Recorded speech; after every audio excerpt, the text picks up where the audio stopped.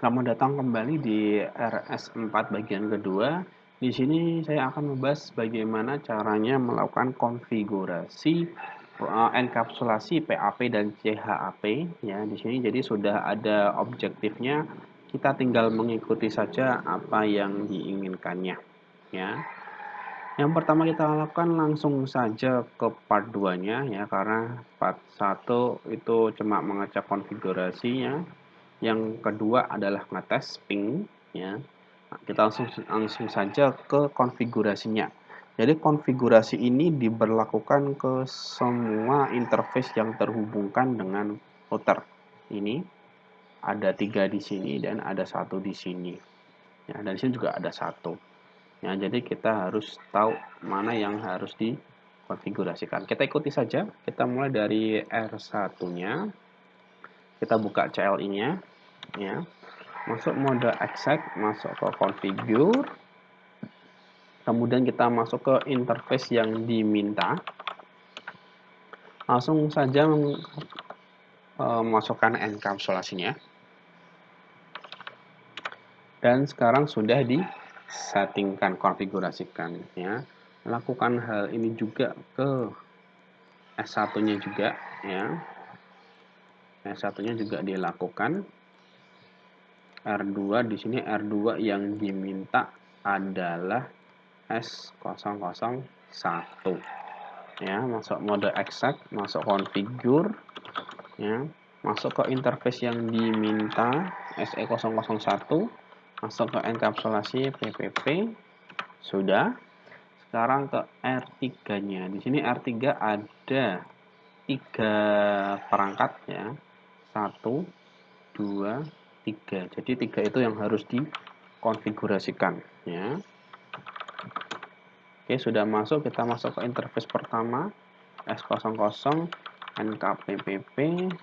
Lalu masuk ke interface berikutnya ya. Yang mana dulu terserah ya, NKPPP. Kemudian masuk berikutnya 10 NKPPP ya, disingkat saja untuk mempercepat prosesnya. Ya, kemudian kita baca lagi instruksi berikutnya ya. Ini sudah R2, R3 sudah, sekarang ISP-nya ya. Untuk ISP-nya kita buka dulu ini internetnya ya, kita tutup. Kita buka ISP, CL ini kita buka, masuk enable, masuk config-nya, kemudian masuk terminal ya. Lalu kita masuk di perangkat yang diminta. Di sini interface-nya 000 ya. Sekarang tinggal enkap PPP. Oke, sudah masuk ya. Untuk mundur klik saja di sini ya, mundur. Oke, kita sudah kembali ke tempatnya. Sekarang kita konfigurasikan berikutnya tes koneksinya ya. Tes koneksi dengan ping ya. Oke, di sini sudah sukses. Jadi kalau masih fail tinggal di-refresh saja, pastikan di-refresh terus sampai dia sukses ya, karena routingnya dia masih loading. Oke, berikutnya kita konfigurasikan PPAP-nya. Kita mulai dari R1 ya. Kita masuk ke mode config. Jadi untuk konfigurasi PPAP ini wajib pakai config mode ya. Ketik username-nya R3 karena dia terhubung ke R3, dengan secret-nya adalah class ya. Kemudian interface yang terhubung adalah S000 ya, yang terhubung ke atas tadi ya, di sini. Kemudian menggunakan autentifikasi PAP. Oke, sudah masuk. Kemudian kita kirimkan username kita, PAP send username kita ke dia. Oke, sudah dikirimkan. Sekarang kita ulangi lagi ke R3-nya. Jadi ini bolak-balik sebenarnya. Kita masuk ke mode config ya, exit dulu sekali. Username R1 secret Cisco. kemudian masuk ke interface-nya S00, ya. Kemudian masukkan out-nya PAP, kemudian kita konfigurasikan PAP-nya untuk mengirimkan username dia ke kelas, ya. Oke, sudah. Sekarang kita ulangi hal yang sama dengan R2 dan R3. Tapi di sini nantinya kita menggunakan cara yang sama di sini, cuma nanti kita ganti di bagian ini, kita ganti dengan portnya R2, dan di sini dengan R2, di sini kita ganti R2, dan di sini ganti dengan portnya R3 yang ada di R2. Kita mulai dari R2 dulu, masuk ke mode config, selalu masukkan username, tujuan kita adalah R3, secretnya adalah class, interface-nya adalah, perlu dilihat dulu S berapa, S001, yang S001. Kita masukkan otorisasinya adalah PAP, ya. Kemudian kita kirimkan PAP, kirimkan username-nya ke R2, password Cisco, bukan R1, R2 yang kita kirimkan. Sekarang sudah, kita lanjut lagi ke R3-nya.